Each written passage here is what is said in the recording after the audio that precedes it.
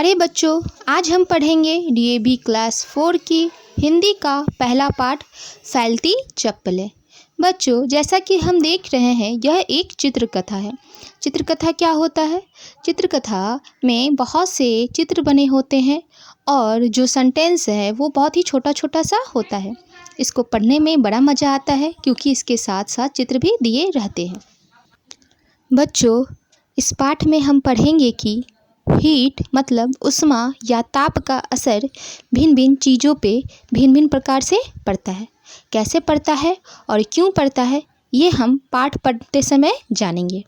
तो चलिए शुरू करते हैं आज की पाठ फैलती चप्पलें। प्यारे बच्चों, इस पाठ में दो लोग हैं। एक प्यारा सा बच्चा जिसका नाम सुम्पंदी है और दूसरी उनकी दादी। बच्चों, पहले चित्र में हम देख रहे हैं कि सुपंदी की दादी सुपंदी से बोल रही है। सुपंदी, मुझे प्लास्टिक की चप्पलों की एक नई जोड़ी चाहिए। सुपंदी कहता है, अच्छा दादी माँ। बच्चों, क्या हुआ? जो सुपंदी की दादी रहती है उनको चप्पलों की एक जोड़ी चाहिए। प्यारे बच्चों, एक जोड़ी का मतलब होता है दो। जहाँ हम लोग एक चीज़ नहीं पहन सकते और हमें दो चीज़ की ज़रूरत पड़ती है तो उन्हें हम क्या कहते हैं? जोड़ी कहते हैं। जैसे पैर में चप्पल हुआ, जूता हुआ या बूट हुई या हमारे कानों की ईयरिंग को ले लीजिए, ये सारी जोड़ी में ही उपलब्ध होती है और हम लोग जोड़ी में ही खरीदते हैं। दूसरे चित्र में हम देख रहे हैं कि सुपंदी की दादी क्या बोल रही है? तुम जाकर मेरे लिए एक जोड़ी खरीद लाओ, ये लो पैसे। सुपंदी कहता है, ठीक है। बच्चों, क्या हुआ? दूसरे चित्र में सुपंदी की दादी उसे कुछ पैसे देती है और कहती है, मेरे लिए एक जोड़ी चप्पल खरीद के ले आओ। और सुपंदी प्यार से बोलता है, जी दादी माँ। अब सुपंदी दादी माँ की आज्ञा के अनुसार उनकी चप्पल लाने चला जाता है।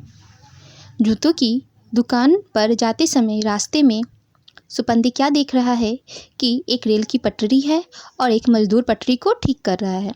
सुपंदी उस मजदूर से क्या पूछ रहा है? आप इन दो पटरियों के बीच में इतनी जगह क्यों छोड़ रहे हैं?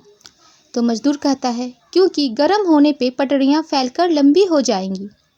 बच्चों, दूसरे चित्र में हम देख रहे हैं कि सुपंदी पूछ रहा है, ओह, तो गर्मी से चीज़ें फैल जाती हैं और बड़ी भी हो जाती हैं? तो मजदूर बोल रहा है, जी हाँ, बिल्कुल। बच्चों, क्या हुआ? जब सुपंदी चप्पल लाने बाजार जा रहा था तो रास्ते में उसने रेल की पटरियां देखी। उसमें वो क्या देख रहा है कि एक मजदूर पटरियों को ठीक कर रहा है और दो पटरियों के बीच उसने बहुत ही ज़्यादा गैपिंग छोड़ रखा है। तो उसने पूछ लिया कि ये जो बीच की जो जगह है वह खाली क्यों रखी है? तो मजदूर बोल रहा है कि ताकि जब पटरियाँ गर्म होगी तो वो जगह वो घेर लेगी, क्योंकि गर्म होने पे चीज़ें फैलती हैं। तो सुपंदी अपना दिमाग लगाता है और कहता है कि अच्छा, तो चीज़ें गर्म होने पे फैल जाती हैं और बड़ी भी हो जाती हैं। तो मजदूर कह रहा है, जी हाँ। पहले चित्र में सुपंदी चप्पल लेके घर लौटता है और अपनी दादी माँ को दे रहा है और क्या बोल रहा है? दादी माँ, ये लीजिए आपकी प्लास्टिक की नई चप्पलें। दादी बोल रही है, जीता रह सुपंदी, ला पहनकर तो देखूं। बच्चों, क्या देखें हम लोग कि सुपंदी जो है वो नई जोड़ी चप्पल लेकर आता है और अपनी दादी माँ को देता है। दादी माँ खुश होती है और उसे प्यार से आशीर्वाद देती है और बोलती है कि दो मैं चप्पलें पहनकर देखती हूँ। दूसरी तस्वीर में हम देख रहे हैं कि सुपंदी की जो दादी माँ है वो थोड़ी परेशान है। चलिए जानते हैं उनके परेशानी का कारण। सुपंदी की दादी सुपंदी से बोल रही है, अरे बेटा, ये तो छोटी है। हाँ, दुकान से बदलवा कर दूसरी जोड़ी ले आ। सुपंदी, इससे भी बढ़िया तरकीब सूझी। दूसरी तस्वीर में क्या हुआ कि जो चप्पलें थी वो दादी माँ को छोटी हो गई। तो दादी माँ ने सुपंदी से कहा कि बेटे इसे बदलवा के लाओ।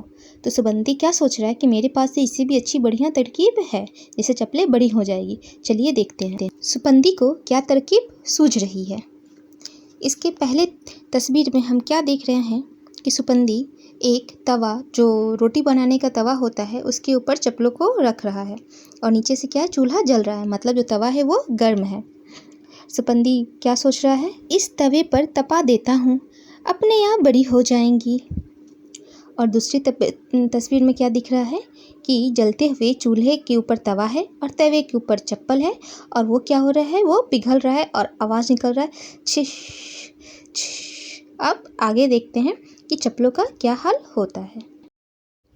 इस तस्वीर में हम देख रहे हैं कि सुपंदी आराम से लेट के कुछ खा रहा है और वो सोच रहा है कि चप्पलें तो बड़ी हो ही जाएंगी।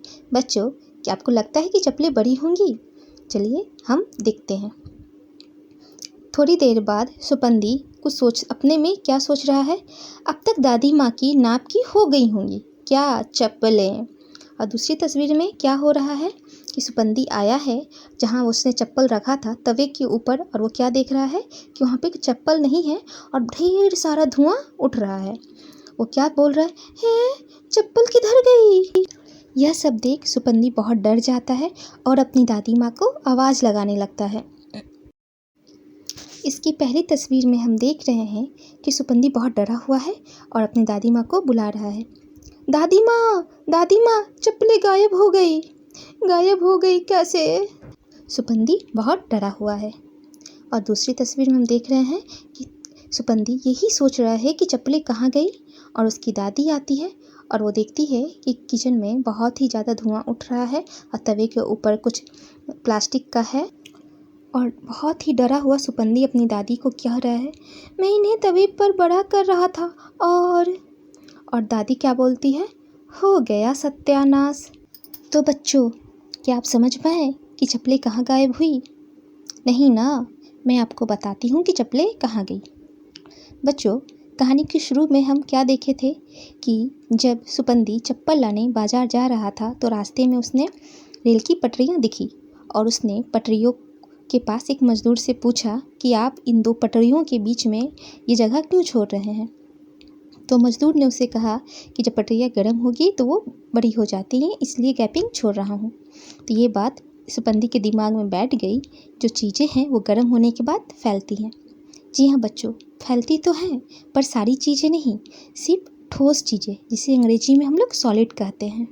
पर जो चीज़ें प्लास्टिक और रबड़ की बनी होती है वो चीज़ें ऊष्मा पाकर या गर्मी पाकर या ताप पाके वे गल जाया करती हैं।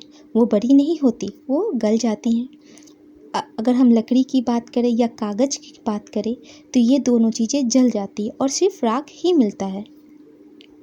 तो बच्चों, जो सुपंदी के दिमाग में चीज़ बैठी हुई थी कि चीज़ें ऊष्मा पाके बड़ी हो जाती हैं।